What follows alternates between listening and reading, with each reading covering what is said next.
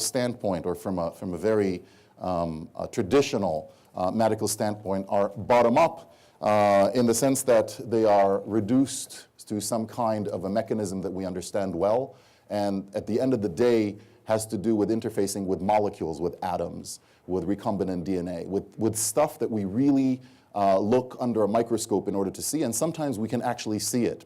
This is an interesting concept because, as we can see in psychiatry and in psychology, this concept is sort of turned on its head many times, and we're actually talking about top-down processes as opposed to bottom-up. Many times when we offer treatment for psychological psychiatric treatments, the approach is actually quite different, and where these two approaches interface or intersect, the bottom-up with the top-down, is really interesting. It's interesting not theoretically and not just conceptually, it's interesting practically, clinically, because it can have all kinds of implications for therapy and for treating people more efficiently or less efficiently based on our findings. Now, this caricature, which I find particularly whimsical because it came out way before some of the research that I'm about to talk to you about, has this like little line under it, will it work even if I don't think that it will? Or how about if, will it work even if I think that it will?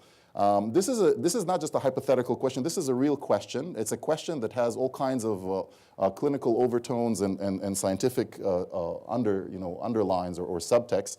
And I'm going to try to talk a little bit about this with the preface or with the introduction of saying that recently I was driving and I heard on the radio a comedian who, one of his lines, I don't remember, I'm going to paraphrase, but one of his lines was, I'm addicted to placebos. Everybody's laughing, wow. I wanted to go to Placebo Anonymous, but they told me that even if I quit, it's not going to make a difference. Something like this. So this is on the one hand, it's sort of entertaining and humorous and whimsical. On the other hand, there's some very deep concepts ingrained in these kind of statements. Because it shows a lot. It shows a lot of the things or the assumptions or the pre-assumptions that we have about placebos, how they work, what they do, what they can do, what they can't do, what happens if you don't take a placebo, what happens if you take a placebo, does it even matter? And that's something that I want to talk about a little bit. Some of the work that I'm going to show you here is actually influenced in part by some interaction that I have with Irving Kirsch, who's a very controversial clinical psychologist. He's not controversial to me, he's my friend, but he's controversial in the sense that many of the things that he says are earth-shattering and highly volatile for many people, particularly in the clinical community, because he's taking a very strong stance that I don't always agree with about the efficacy of antidepressants, or the lack of efficacy of antidepressants for mild to moderate clinical depression. Now, we're going to talk about this case in a little bit because it's a very important case to sort of consider as we talk about the various aspects. But this is the cover. This is a book that he's written a few years back. The Emperor's New Drugs, and you can, from the title, you can tell that it's a little bit, tongue-in-cheek about, the drugs and the emperor and the fact that he was naked, and so he's basically saying antidepressants are not as powerful as they appear to be, or they appeared to be, and he's giving you like a box of candy, and the suggestion here is that you're basically taking a mint or something, but. What a lot of people don't realize is that in the field of psychology, not in the field of medicine, in the field of psychology, top-down effects have been around and researched for a really long time. Here's, for example, something from Scientific American in the 1970s by two actually Canadian researchers. One of them just recently passed away from cancer. And the idea here is that the think-drink effect, something that has been widely documented in the psychological literature, is largely unfamiliar to most clinicians. And why is that? Because it is sort of buried in a literature that most clinicians don't read. This is a very interesting case of people who actually get intoxication symptoms, or they appear to be intoxicated when they're under the impression that they're drinking alcoholic beverages, although the beverages are completely virgin. They contain no alcohol. So this is a situation where you sort of invite people to a bar under some ruse, and you tell them, drinks are on me, and everybody jumps. Usually if it's a college crowd, people drink a lot. And they drink, and unbeknownst to them, all the drinks are virgin drinks. And as a result of drinking enough, people begin to display symptoms such as slurred speech. They can't walk a straight line. They puke. And when you give them like different tasks, cognitive tasks, they perform on par with people who are intoxicated. Not everyone. But in general, this is the trend. It's a very strong trend, and we can demonstrate it in lab experiments time and again in all kinds of situations. This is particularly interesting because most people are looking at this and saying, this is just anecdotal stuff. I'm here to tell you this is not only that it's not anecdotal stuff, this is very strong stuff. Why is it very strong stuff? Because you can actually harness and leverage these things and study them and apply them therapeutically. Most people are confused about what placebos are. They're confused about the definition, and as I mentioned to my students recently, the definition of placebos is a little bit tricky because whether you're a physician, a practitioner who's not a physician, if you are a researcher, a philosopher, you would have a different definition depending on what it is that you're looking at. And the fact of the matter is that based on my research, I can state clearly and comfortably to you and to the world that people are really confused about placebos, including physicians. They're confused about what placebos are and what they're not. And they're confused about what it means to use the word placebo, because most people think about a placebo as a zero or something of a comparator in a trial. And that's a fair definition, a fair use of the word, particularly when you're talking about randomized placebo-controlled trials or something like that. But that's not the only way, and certainly the public doesn't think about placebos this way. The public has a very different annotation or connotation or context or subtext for when you say the word placebo. And they think about placebos in a completely different way, different world than how often healthcare professionals use the word placebo. And even in the professional world, the healthcare world, cardiologists and psychiatrists think about placebos very differently. And this we've been able to tease this apart sometimes elegantly, sometimes less elegantly by doing all kinds of interviews, surveys, and kind of field work, with these kind of things. And then there's all kinds of biological research that I'm going to, mention really, really briefly about what placebos do and they don't do as a result of expectation, as a result of conditioning.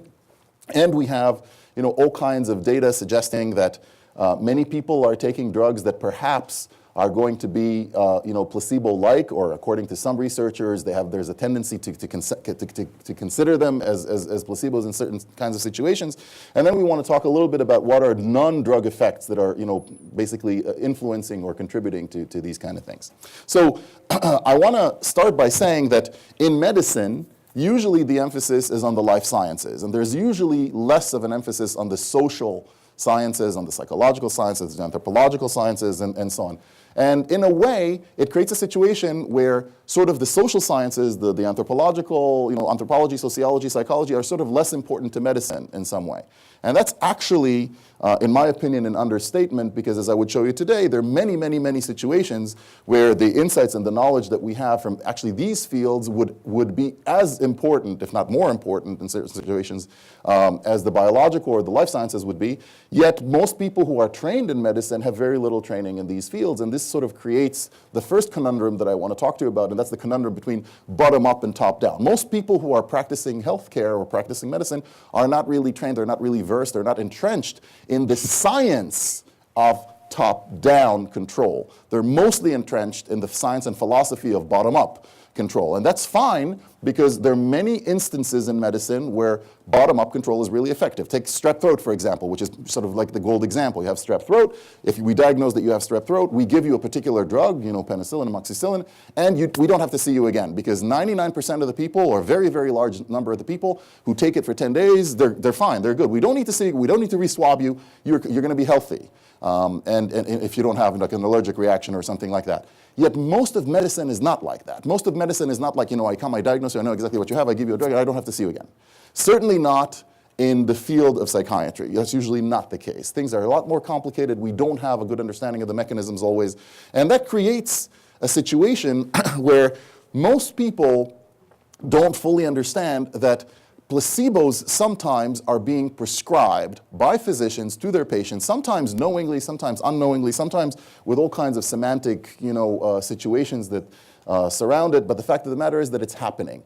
Physicians are giving their patients placebos, not because they're bad physicians, on the contrary, because they're good physicians. And I would like to argue that this is happening all over the world, including in Canada. When I moved here about 7 years ago, I was sort of interested in what's happening here specifically, and Canada has a very different landscape. First of all, it's a different country from the United States where I was before. It took me a few years to understand that. I'm still sort of understanding it, but it's a very different country, both in terms of its health care system and in terms of the sensibilities, the mentality, the language, the culture, and this again shows how powerful culture can be, even when people are so close to one another and they sort of share very similar outlooks on things. Here is a quick graph. I mean, it's just to show you, when we're sort of looking at a quick partitioning of people who claim to have never prescribed placebo versus people who claim to have administered a placebo in routine clinical practice. These are all physicians, and you can see that just by looking at the numbers. So let's talk about like subtherapeutic doses. So what's a subtherapeutic dose? By definition, some people would consider it to be a placebo. Okay, so let's say that I give you a subtherapeutic dose of something. We're not talking about homeopathic doses here. We're not talking about, not even a molecule of the material in it. We're talking about usually you get 10 milligrams, I'm giving you 2 milligrams of something. So, if you open the big book of drugs, it would say the 2 milligrams is not sufficient to elicit, a response. Sometimes physicians in all kinds of weird situations and sometimes with good rationale would give a subtherapeutic dose, either because they want to start low and go slow, and all kinds of reasons why that could happen, which are justified, or at least somewhat justified from a clinical standpoint. And when you look at these things, you see that it's difficult to define a placebo. Placebo is like love; it's difficult to define. Okay, but we all love or hate, and we all use placebos. And as a matter of fact, let's put it the other way: placebo is everywhere. Placebo is everywhere. And what I like to say often to my students is that when you're talking about placebos, you have to remember that any kind of treatment that you give, first and foremost, has a placebo effect. And then sometimes, if you're lucky, it's also got another effect. Like a pharmacological effect or a chemical effect or something like that. But first and foremost, it has a placebo effect. And then sometimes, if we're lucky, it might have like another component. Usually we're lucky, but not always. And it's very difficult to tease these things apart. Very difficult. Scientifically, when you study these things, it's very difficult to tease them apart. I'll show you why. First of all, there's a history to these things. So until the 1950s, 1960s, including here in Canada, and it took, by the way, a lot of legwork on my part to verify these things with elderly physicians and to go into archives and to sort of think. Placebos were so common that you could actually get a placebo right here at the Jewish General Hospital by picking up the phone, saying a particular code word. Usually the code word was Obikelp, which is placebo spelled backwards, to the pharmacy, and they would give you, you would say the size of the pill. You would say the size of the pill. You would say the color of the pill, and they would make how many, 15, no problem. And and people used to, sort of use this Obikelp code word in order to, order placebos from the pharmacy. This was not by any stretch of the imagination unique to the JGH. This was a trend all over the world, including Europe and other places. At some point, things have changed, and today we have IRBs and REBs and ethics and things that are a little bit different, and people frown upon these practices and they find it unacceptable. And the fact of the matter is that today we don't do it anymore. Today we do other things. So for example, if you ask people what is your working definition of a placebo, here are like 3 different working definitions that people have really, scholars have amassed and thought about and refined and came up with like very carefully phrased lines of what it includes and what it doesn't include. But you see, to me, this is not really relevant, because I also do work in hypnosis. And what is hypnosis? It's very difficult to define hypnosis, yet I work in it. And as I said to you before, sometimes the definition detracts a little bit from what you're trying to do. I'm trying to describe to you here a trajectory, a phenomenon, or a set of phenomena that are actually relevant to top-down control or top-down influence on physiology as opposed to bottom-up. So I'm not going to be petty about the definition. All these definitions are fine, but every time you adopt a particular definition, you're sort of cornering yourself into a particular area where you can start arguing with other people about the nitty-gritty of the. This is not really relevant here, because what I want to say is let's take some like really basic things. I wrote a paper a long time ago sort of calling into question the efficacy of antidepressants for child and adolescent depression. For example, I was not the only person to write that, and basically what I did is I did a whole bunch of analysis, statistical analysis, so it wasn't a study, it was a sort of a meta-analytic view, and I looked very carefully at what are the data that is at our disposal in order to discriminate or to decide whether certain drugs work for the depression of children. And at the end of my paper, I was able to conclude, or based on the analysis, that we don't really have good data for the kind of practices that we have. That was a long time ago. I was a young man then, and a lot slimmer. And now, thank you. Right, and now we are sort of in a different situation because now it's formal. It's gone out. I did this before. There was like an official statement that there was a credibility crisis in child psych and that we have like a whole problem with treatments and stuff like that. But where is the problem coming from, and how can we remedy it? Now this is very easy to understand. Really, very easy to understand. The problem is that most times we can't discriminate or we can't really discern the difference between a drug effect and a placebo effect. This is a really big problem. And the problem is that we don't know if we're talking about a small drug effect in some cases, and even if it's a small drug effect, we should still go for it as opposed to not having a drug effect at all, because it can help millions of people and it can have a dramatic effect on people. And don't forget that everything that I'm telling you here is only for mild to moderate depression. There's no question that for certain kinds of debilitating depression, drugs work much better than placebos any day and any place. Now the question is, how do you play with placebo effects? Can you enhance them and can you augment them? Can you reduce them? And the question is, can you do this statistically, or is this real? Now if you read the newspapers, the real newspapers that print, and you get very confused because everybody tells you, oh, nothing works, oh, this is all a scam, this is all a sham, everything is bad, you should never, you should just take candy for your depression, and so on. But we know that that's not true, and of course nothing is real until it's published where? In the Gazette, of course. Okay, so once it's out there and we know what's going on, now we have a problem because some people thought, for example, that they had a theory about what happens when you're depressed, and the theory was there's SSRIs and there's something about the synaptic gap, and when you give a particular drug, there's a whole theory about what happens and how there's more, there's less, there's reuptake, there's all these things. Good. Then other drugs come around and they're dopaminergic now. So now it's no longer about serotonin. Before we had a serotonergic theory about what happens when you're depressed, but now we have a theory that is more dopaminergic because these drugs work well as well. And then lo and behold, just to add confusion, now we have drugs that are SSREs. Okay, so that's exactly the opposite of the first line that I gave you. First it was SSRIs, inhibitors. Now we treat the same symptom with SSREs. What does that say about our theories? That we should be ashamed of ourselves. That we don't have good theories. That our theory doesn't hold water. But it doesn't help the people who have depression. This is all like very academic and scholarly. And we need to have like a good, way to help them. It's not about making, arguments and hand-waving things, but it does say something about, we have side effects, we have, things like that we have to consider when we treat people with these drugs, and we have withdrawal symptoms when we don't. And then if we can sort of achieve something that would give the same effect or most of the effect, okay, without these symptoms, without these side effects, without these withdrawals, maybe we should consider using it. Maybe we should consider harnessing it ethically and judiciously, and that's the key here, ethically and judiciously. And what people don't understand is that it's possible to use placebos ethically. Placebos don't need deception. Placebos do not equal deception. There are ways, it takes a lot of thinking, it takes a lot of crafting to come up with paradigms where placebos would actually have a therapeutic effect that is not necessarily deceptive. One of the people who have done this kind of work is Ted Kapchick at Harvard, and they actually opened a whole institute there for placebo studies, something that I think augurs well for the field of placebo science. But the idea is that most studies don't use this design, which is really the only design that we can use in order to understand what's going on. I'm going to steal 2 minutes, David, okay?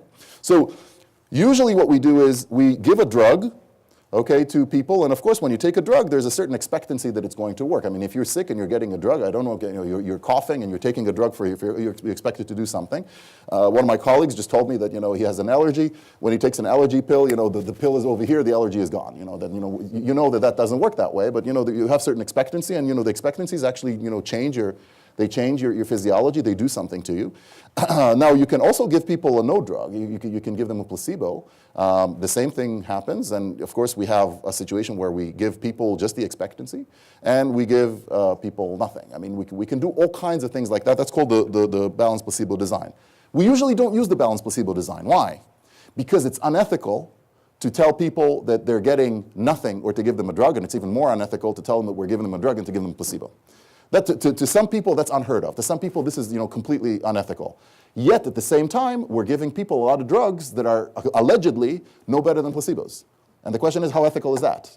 So there's ethics no matter how you look at it from a scientific standpoint, but I'm not an ethicist, I'm a scientist. And I'm saying that in order to be able to tease apart the placebo effect from the drug effect, I need to have this design or something like this. Otherwise, I can't speak comfortably about these effects. Because there's a drug effect and there's a placebo effect. And if you look at them very carefully, it's very difficult to tell them apart. Look at them very carefully, and you'll see that to get to this cell, the green bar over here, it's very, very difficult to tell someone that they're taking a placebo and actually to give them the drug. It's a form of lying, but it's absolutely necessary in order to see what the placebo effect does to people. But it's not very common. Now, the thing is that the reason that you have to understand that this is the case is because here is a good example, and I'm going to conclude with this. Here's a good example of why a lot of people don't appreciate fully what I'm saying. Here's an example of, for example, the effect of exercise on remission from depression. Okay, so these people, for example, in the blue bar are exercising vigorously. They're exercising 5 times a year, and as a result, 70% of them are in good shape after an episode of depression and that they've gotten better after. Here's a group of people who are taking antidepressants.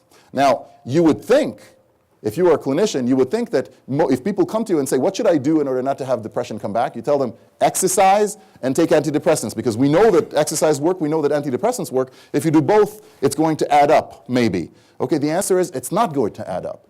Because when you do the study, you can actually see that this effect is actually a little bit smaller when you put them both together. Why? Because there's such a thing in life that is called interaction.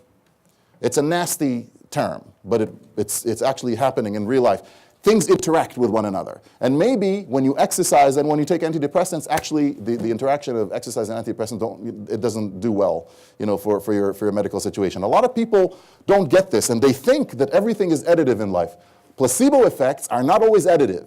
They're not always additive. Sometimes they're additive, sometimes they're not additive. It depends on many factors, such as cultural factors, environmental factors, context, symbolic thinking, all kinds of things like that. They're not always additive. And there are ways to augment placebo effects. There are ways to decrease them. Just there are ways to augment and decrease drug effects. Now, in the guidelines, and I'm concluding with this, David, in the guidelines of the APA, the American Psychological Association, not to be confused with the American Physician Association, when you're doing deception, which I'm not doing, but when you're doing deception, I am doing, but we'll talk about that later. When you're doing deception, you're creating a situation by which you can explain or you can argue why it's actually necessary for your research to use deception, and then it's ethical.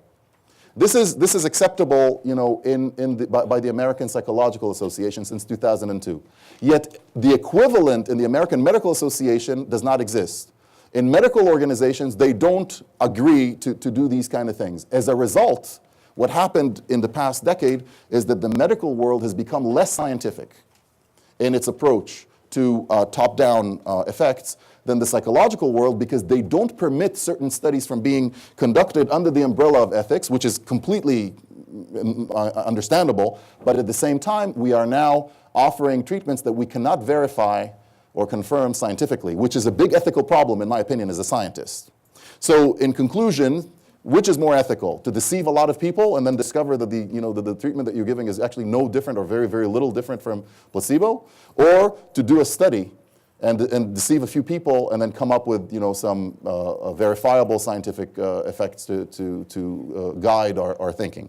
So I'm going to skip these things and just tell you that there's a way to do these things genetically with imaging, which is stuff that I'm doing. You can image people and see what the effects are. You can actually take genetic samples and see who are the people who are likely more prone to placebos. And then at the very, very end, to end this, I'm just skipping all these things because there's too much stuff. I just want to say that there's super placebos, which are situations where the doctor doesn't know whether this works or not, or thinks that it works but doesn't have evidence, and the physician and the patient doesn't know, and then both ends of the equation really don't know that this is a placebo. This is a very different situation from when one side, usually the physician, thinks that it's not going to help, but the physician is going to help. All these nested levels of awareness, when you know that it's not going to work and you still give it, or you don't know that it's going to work, you think that it might go, all these things, it shows, are giving different results in all kinds of clinical situations. This is fascinating to me as a clinician, scientist, and this is fascinating to me as a person who's trying to understand how awareness, how top-down faculties, top-down control, actually regulates and creates an effect downstream on bottom-up processes that are physiological that actually contribute to our health. Thank you very much for your attention.